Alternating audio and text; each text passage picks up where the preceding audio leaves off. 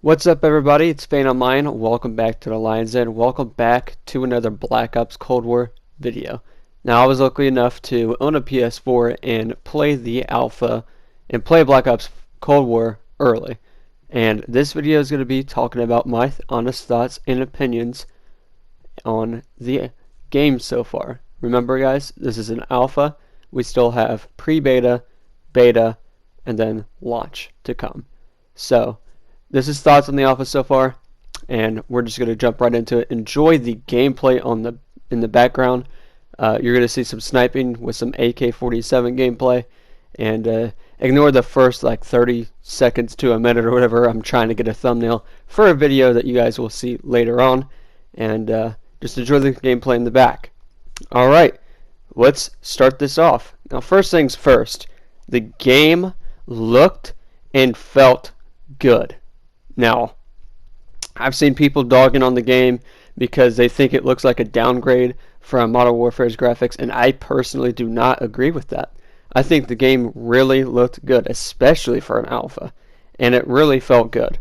It felt amazing for an alpha, and we're going to get into why I think that. So, the maps were good. The maps were way better than any Modern Warfare maps I've ever played. I'm talking like Modern Warfare 2019. These maps were way better than any Modern Warfare 2019 map ever. So Satellite was a fan favorite because you could snipe in it, and obviously you're going to have those moments where your teammates flip the spawns and you get shot from behind or shot from the side, but that's not the map's fault. Your teammates are switching the spawns.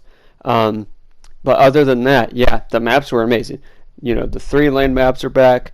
There were some bigger maps, and like these maps were like medium to bigger sized. I do think the game will have smaller maps come launch. But Satellite was amazing, Moscow was amazing, and I liked Miami. I just didn't like all the head glitching that was going on. And yeah, the guns felt good too. Obviously, you see me sniping in this gameplay and using an AK-47.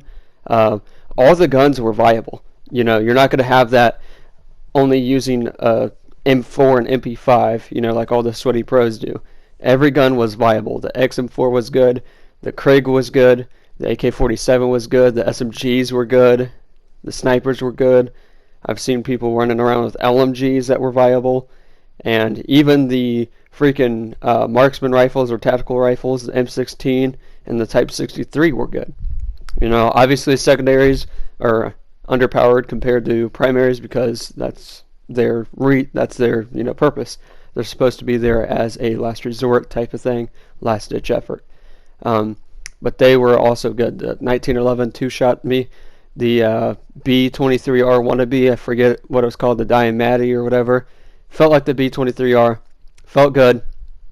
And I used the Uzi, which is called the Type 821, and it honestly reminded me a lot of the MSMC from Black Ops 2. So there's that. Guns felt good. And let's talk about the score streak system. Now, the score streak system, I'm iffy on it. I don't like the fact that everybody can earn their score streaks. I don't like the catering to the noobs type of deal. But it also took a while to earn your higher score streaks.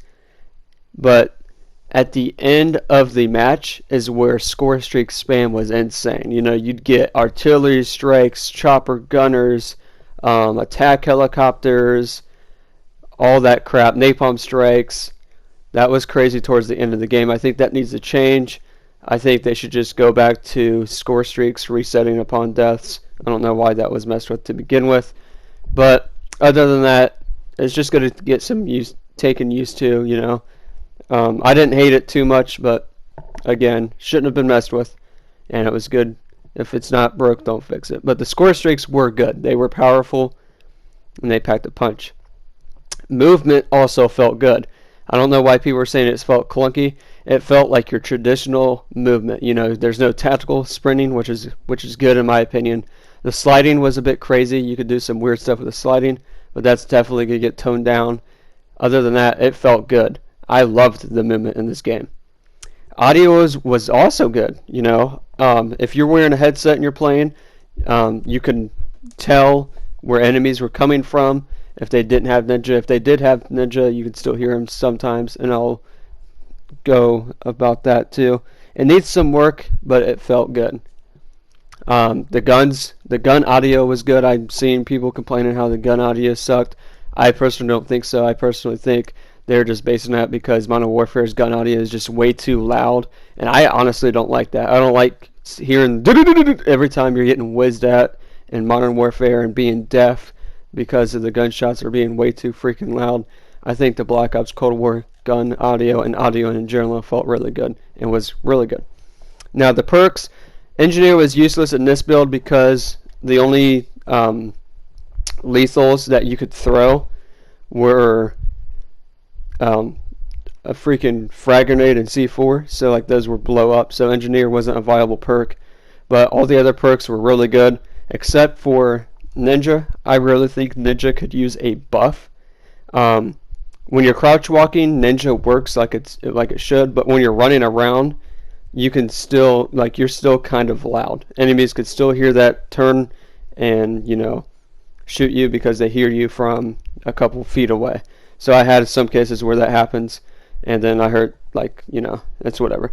Crouch walking with Ninja is the way to go, but I do think Ninja should be buffed. The wild cards were alright. Honestly, I didn't feel like, or I didn't notice when I got shot by a 5 attachment gun compared to an 8 attachment gun, honestly. And the field upgrades, they were alright. Nothing was overpowered. A lot of people were using the field mic, like I expected. And some people use the proximity mines, and, you know, there's a little notification that you get when those go off so you can avoid them or whatever. But overall, I really enjoyed this game. Obviously, there's cons. I can't really, you know, there's going to be cons. The spawn flipping was insane. Like I said, the score streak system's not perfect. Ninja needs a little bit of a buff. But honestly, the alpha really felt good. And if this game keeps this up, it's going to be better than Modern Warfare, and I can promise you that. I want prestige. Prestiging is key. If this game has prestiging, if the alpha is what the beta is going to be and the beta is the full game, then this is going to be an amazing Call of Duty. It felt more like a Black Ops 1 / Black Ops 2 style, as well as some Black Ops 4 in it. People are complaining, oh, the maps aren't colorful like Black Ops 3s or Black Ops 2s or Black Ops 4s or whatever. You guys got to remember, this is post BO1. It's going to be more of a BO1 style maps because it's post BO1 before Black Ops 2, Black Ops 3, and Black Ops 4, obviously. So, other than that, guys, game really felt good. I know I keep saying it, but it really did. I honestly already missed playing the alpha, and I can't wait for the beta, and I can't wait for the full game. And it's going to be a nice year for Call of Duty. Overall, time to kill was good. Not great by any means, but it was decent. There was times where I absolutely got shredded and was two-shotted by a gun or whatever. But there's other moments where, you know, I was able to turn on somebody in some cases, and there's other cases where I was able to slide away and get away and survive. So time to kill felt alright. It was a little faster than Black Ops 4, but it wasn't Modern Warfare fast by any means. I would say definitely in between Modern Warfare and Black Ops 4. Like, it didn't feel like I had a 150 health. It felt like I had maybe 125 health at the most, and that could also be due to the gun balancing. If they fixed some of the gun balancing issues or whatever they collect from the alpha data-wise, then it would be, you know, better time to kill. But let's address the biggest elephant in the room: skill-based matchmaking. Was skill-based matchmaking in the alpha? I personally think so. So I had games where I went off and it felt good, you know, it was mixed lobbies, and then the next couple games were just sweaty. So maybe they're testing skill-based matchmaking out for the game, but does skill-based matchmaking belong in casual playlist? No. I do not agree with skill-based matchmaking in casual playlist, and here's why.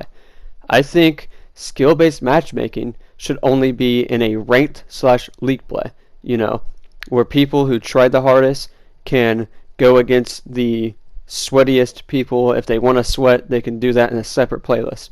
The casual playlist is meant to have fun. Of course, I don't want, you know, all easy lobbies. I want mixed lobbies in casual playlists, but I think casual playlists should be ping connection / local, you know, local matchmaking. I don't think it should be skill-based matchmaking. I think it should be ping, connection, matchmaking, and maybe some local in there. Yes, skill-based matchmaking has been in here since Black Ops 2, but it was way less noticeable in those games.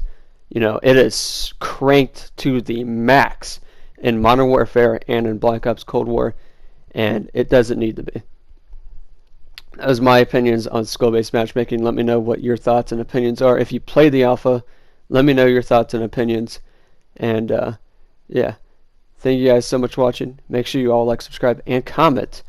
And I'll catch you guys on my next video. Peace out.